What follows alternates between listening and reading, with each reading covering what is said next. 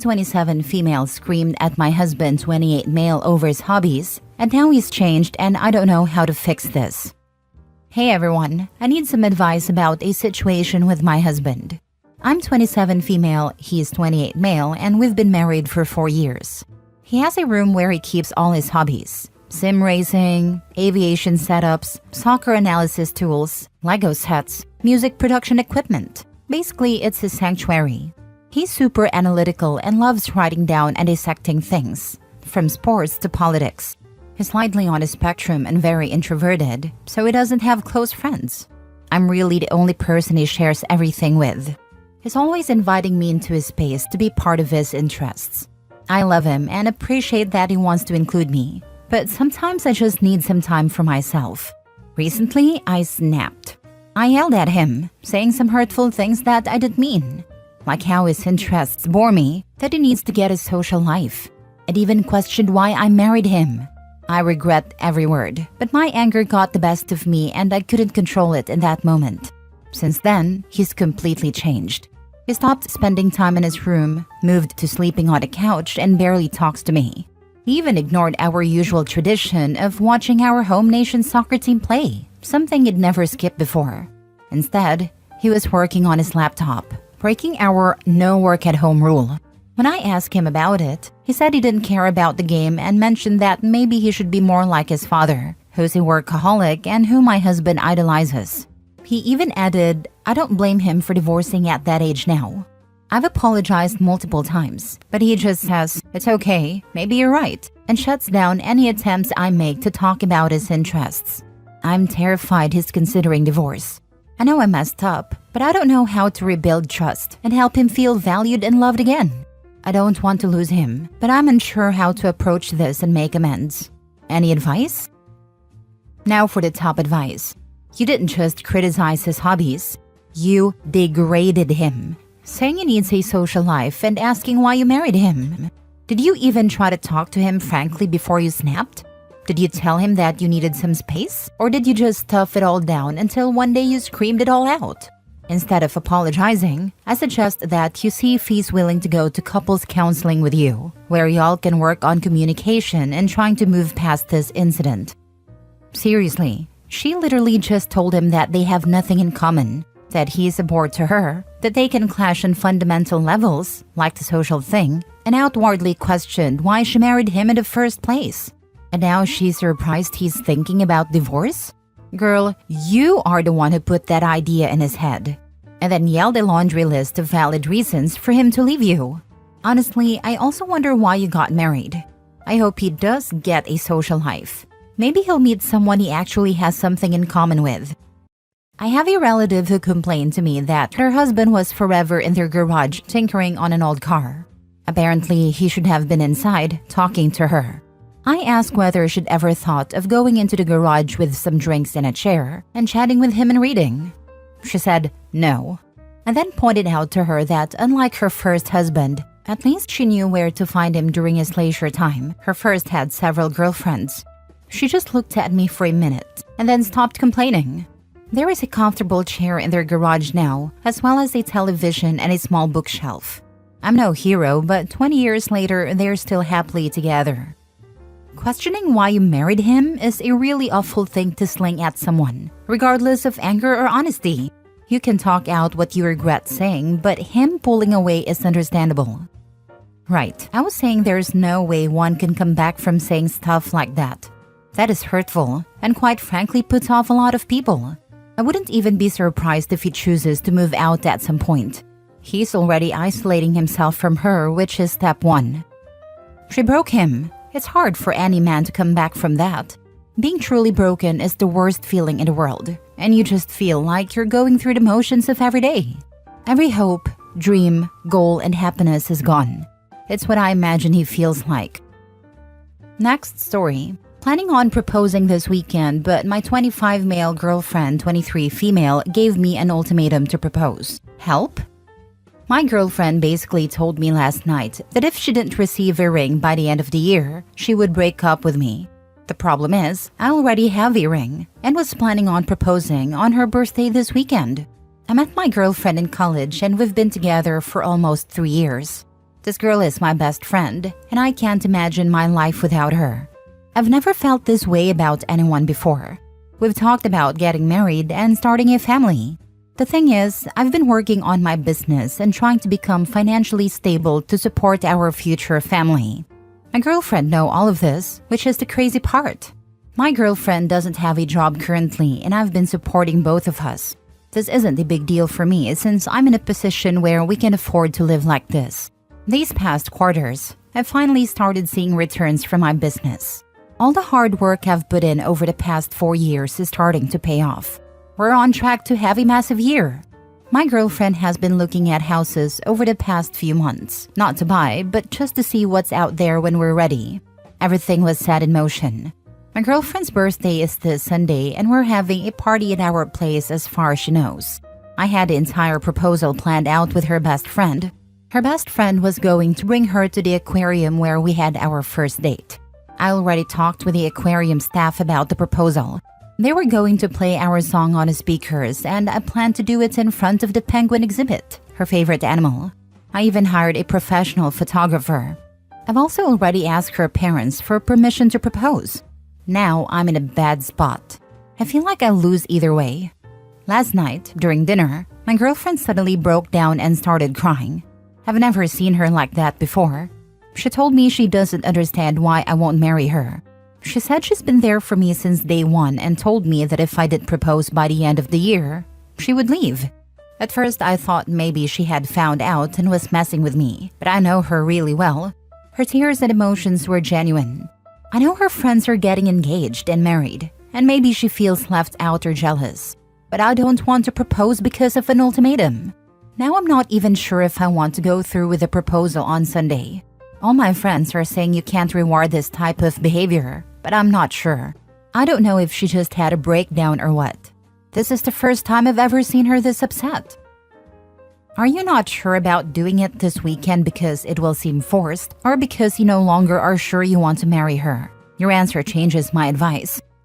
Yeah, anyone who at 23 is unemployed and living on her boyfriend's dime and then throws an ultimatum about marriage is nuts, honestly. He is barely old enough to propose, and she is not old enough or mature enough to be engaged. 3 years would be a decent time to wait if they were 10 years older, but they are so young. She's lucky he didn't take out the ring and hand it to her and says he's going for a walk.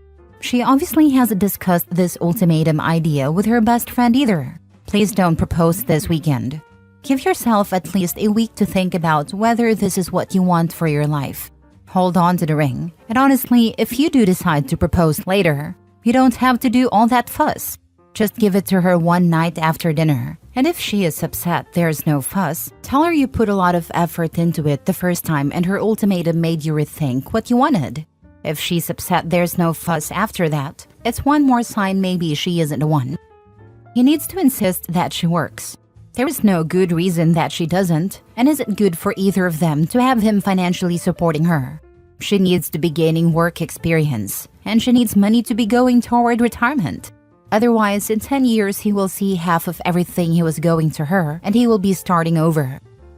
That's a bit complicated. Because on one hand, I can understand how we'd want to put things on pause until you can sit down and have a talk about both of your feelings about marriage and engagement timelines. Ideally, it would have been better to do this before she broke down on you, but the second best time is now. On the other hand, there isn't necessarily anything about this sudden ultimatum that necessarily changes your plans. You are planning on proposing to her anyway, well within her timeline expectations. And you could always talk to her later about how you had this proposal planned well before she gave you the ultimatum. In my opinion, have a talk with her as soon as possible about each of your feelings on marriage and wedding timelines, and confirm with her that you're on the same page. Then carry on with the Sunday proposal. Oh, and let us know how it goes.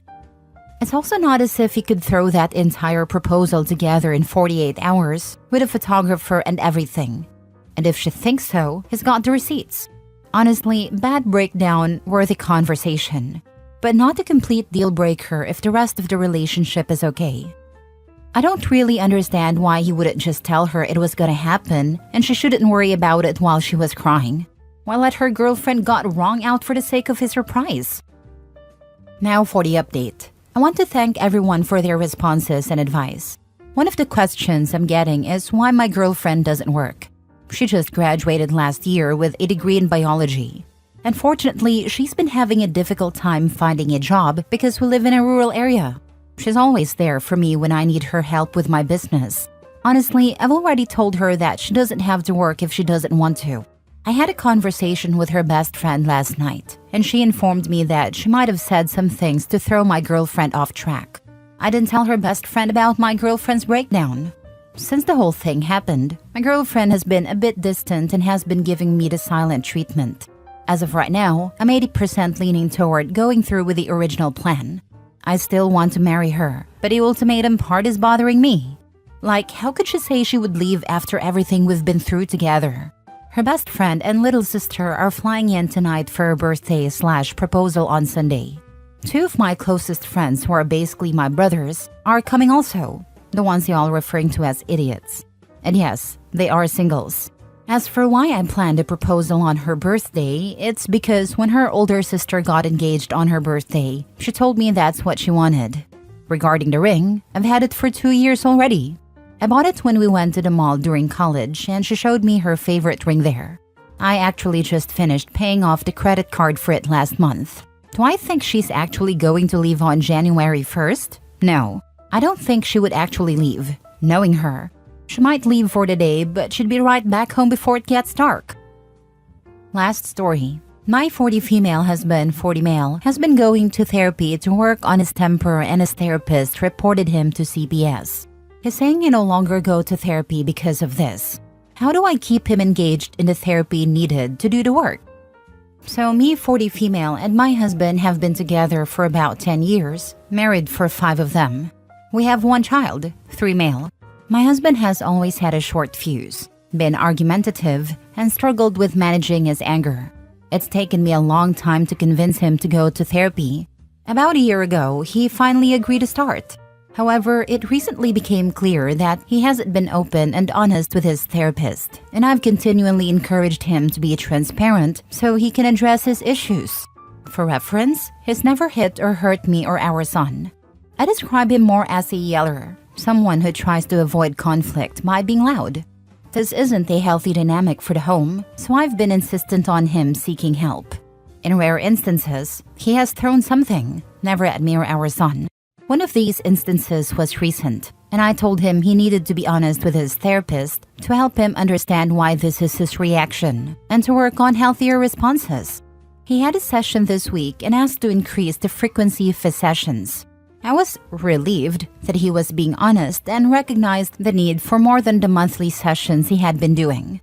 However, today's CPS left a card on my door and wants to talk to me regarding concerning behavior with Dad. Clearly, I know who made a report, and so does my husband. I've already arranged to meet with CPS. But now, the issue I'm facing is that my husband, who was already distrustful of the system and sensitive to the stigma surrounding it, has become even more distrustful. I'm also feeling frustrated because this specific incident was something I'd consider reportable. He threw my son's Play-Doh into the yard after my son played with it on the deck and refused to clean it up. I'm a PhD clinician, so I'm very familiar with the system and extremely protective of my son's safety and well-being. While my husband's temper is a current challenge, he has been actively taking steps to work on it. I love him very much, and I love our family. As long as he's committed to making changes, I've agreed to support him. I've made it clear, though, that I will leave if things don't improve because his temper and unpredictability aren't healthy for our home. Now, he's told me that he's going to stop going to therapy because, in his words, this is what happens when I'm honest in session. Does anyone have advice on how to keep him engaged in therapy? I'm feeling a whole host of emotions, mostly sadness that someone seeking help was reported for an anger outburst, reinforcing his distrust in the system and discouraging him from being honest in his self-work.